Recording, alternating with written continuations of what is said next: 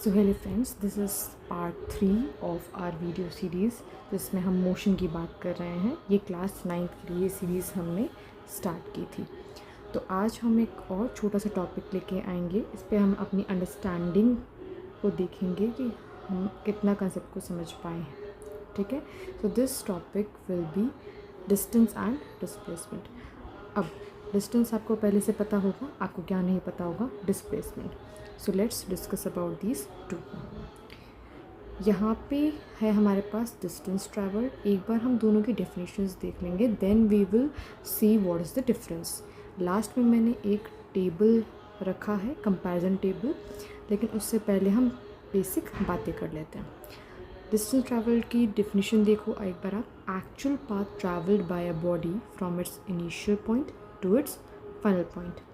अब जो एक्चुअली में जो आप रास्ता कवर कर रहे हैं, कहाँ से, जहाँ से आपने शुरुआत की वहाँ से कहाँ तक, जहाँ पे आप रुके, जहाँ जो आपका स्टार्टिंग पॉइंट है वहाँ से लेकर फाइनल पॉइंट तक जो आपने एक्चुअली जो रास्ता कवर किया है, चाहे वो जिगजैग मोड में हो, चाहे आपने उसमें कुछ कर्व्स हों, रास्ते में कुछ मोड़ लिए हों, तो वो जो एक्चुअल रास्ता आपने चला है, आपने कवर किया है, वो आपका डिस्टेंस ट्रैवल्ड हो जाएगा।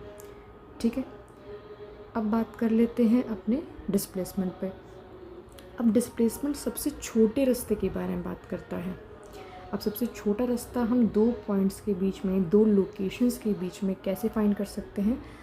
इनिशियल पॉइंट और फाइनल पॉइंट, जो आप जहाँ से आप चल रहे हो, जहाँ तक आप चले हो, उन दोनों पॉइंट्स के बीच में आप बिल्कुल स्ट्रेट लाइन अगर ड्रॉ करोगे तो आपको जो रास्ता मिलेगा वो आपका डिस्प्लेसमेंट होगा।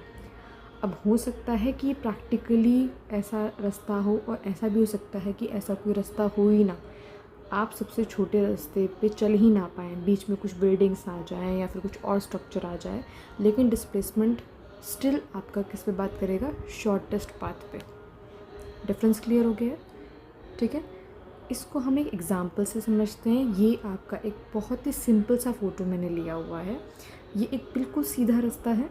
यहाँ पे आप, यहाँ से अगर आप स्टार्ट कर रहे हैं यहाँ तक, इनिशियल से फाइनल पोजीशन तक, अब कुछ बच्चे होंगे जो कि जिगजैग मोड में जा रहे होंगे, तो जो जिगजैग जो पाथ है वो उनका डिस्टेंस ट्रैवल्ड हो जाएगा, जो रास्ता उन्होंने एक्चुअली कवर किया। लेकिन सबसे छोटा रास्ता क्या था? सबसे छोटा रास्ता था बिल्कुल सीधा सीधा। तो डिस्टेंस ट्रैवल्ड और डिस्प्लेसमेंट में आपको पता चल गया है डिफरेंस क्या है। ठीक है, अब हम चलते हैं आगे। ये एक फ़ोटो है, एक स्क्रीनशॉट मैंने लिया है आपकी ही बुक का है ये। ठीक है, आप जब अपनी बुक खोलेंगे तो सेकंड पेज पे ही आपका ये बना हुआ है। अब इसमें हम समझेंगे डिस्टेंस कैसे निकालते हैं, का डिस्प्लेसमेंट कैसे निकालते हैं। एक मैंने वैसे ही एक क्वेश्चन पुटअप किया है, फ्रेम किया हुआ है यहाँ पे। अगर एक ऑब्जेक्ट है, वो चल रहा है ए पॉइंट से, कहाँ चल रहा है? ए से बी पे। ए से बी पे आप देखेंगे कितना चला होगा वो, 60 - 35 करके बताइए आप कितना होगा। यस, कितना होगा? 25 हो जाएगा। अब बी से कहाँ गया है? वो सी पे गया है। ठीक है, ए से बी, बी से सी गया है। ठीक है, अब आपसे डिस्टेंस और डिस्प्लेसमेंट दोनों पूछा गया है। डिस्टेंस कितना हो जाएगा? जितना ए से लेकर बी और बी से सी, ये टोटल आप जब डिस्टेंस कैलकुलेट कर लेंगे वो आपका डिस्टेंस ट्रैवल्ड हो जाएगा। डिस्प्लेसमेंट क्या हो जाएगा?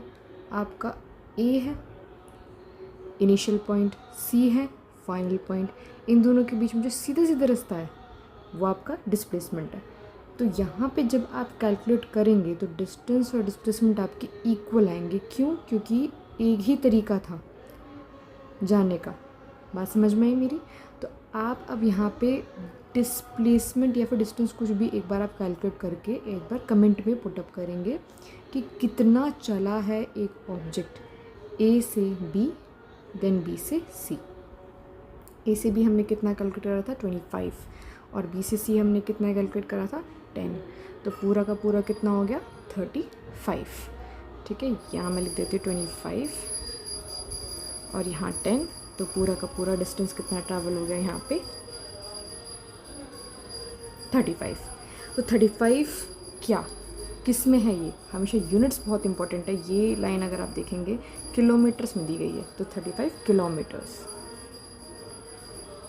अगर बच्चों आप यूनिट्स अपने प्रॉपर्ली नहीं लिखते हैं तो आपके नंबर डिडक्ट होते हैं, इस बात को आप सीरियसली लेंगे। तो डिस्टेंस ट्रैवल्ड और डिस्प्लेसमेंट यहाँ पे इस पर्टिकुलर क्वेश्चन में हमारा कितना आ गया, 35 आ गया। नेक्स्ट एग्जांपल लेते हैं जिसमें दोनों के दोनों डिफरेंट आ सकते हैं। अब ये क्वेश्चन है एक, if an object moves from C, C से शुरू कर रहा है, ठीक है, कहाँ पे, बी पे, कितना चला, 10 चला। अब बी से कहाँ चला है बताओ, बी से वापस सी चला है, ठीक है, वापस आ गया। तो फिर से कितना चला, 10 और चला, 20 हो गया हमारे पास, ठीक है। पहले 10 चला है, फिर 10 चला है, हम सिर्फ डिस्टेंस की बात कर रहे हैं अभी, एक्चुअल पाथ की, ठीक है। फिर सी से वापस कहाँ गया है, सी से वापस गया है वो ए पे। अब सी से ए में हम कितना चले हैं बताओ, ये 35। आप 10 और +10 + 35 करेंगे तो ये आपको क्या आ जाएगा, आपका टोटल डिस्टेंस ट्रैवल्ड आ जाएगा। कितना आ रहा है देखिए, 55 किलोमीटर्स आ रहा है, ये आपका डिस्टेंस ट्रैवल्ड है।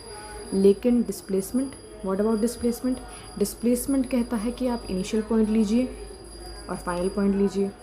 अब बिल्कुल सीधे सीधे रास्ता बता दो मुझे कि कितना ट्रैवल हुआ है, कितना ट्रैवल हुआ है, 35 किलोमीटर्स। लास्ट में भी तो हमने निकाला था, लास्ट क्वेश्चन में 35 किलोमीटर्स।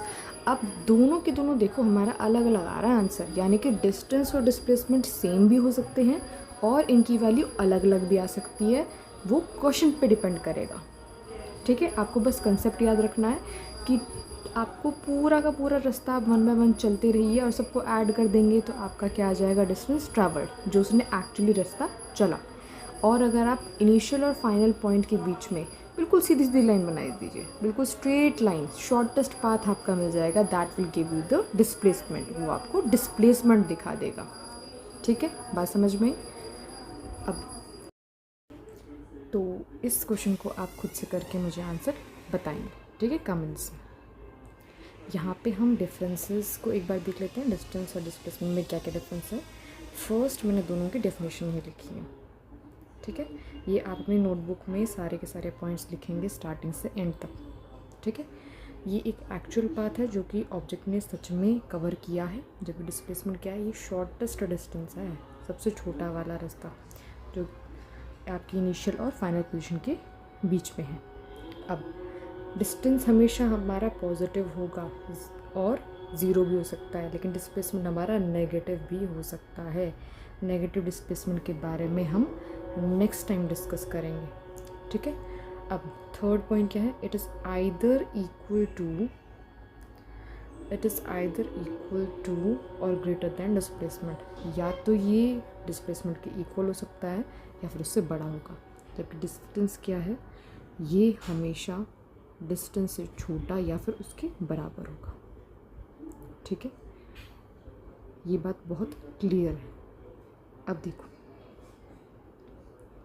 ये आपके कुछ MCQs हैं जो कि इसी पे बेस्ड, आपके डिफरेंस वाले टेबल पे बेस्ड, ठीक है। इस MCQ को आप सॉल्व करेंगे।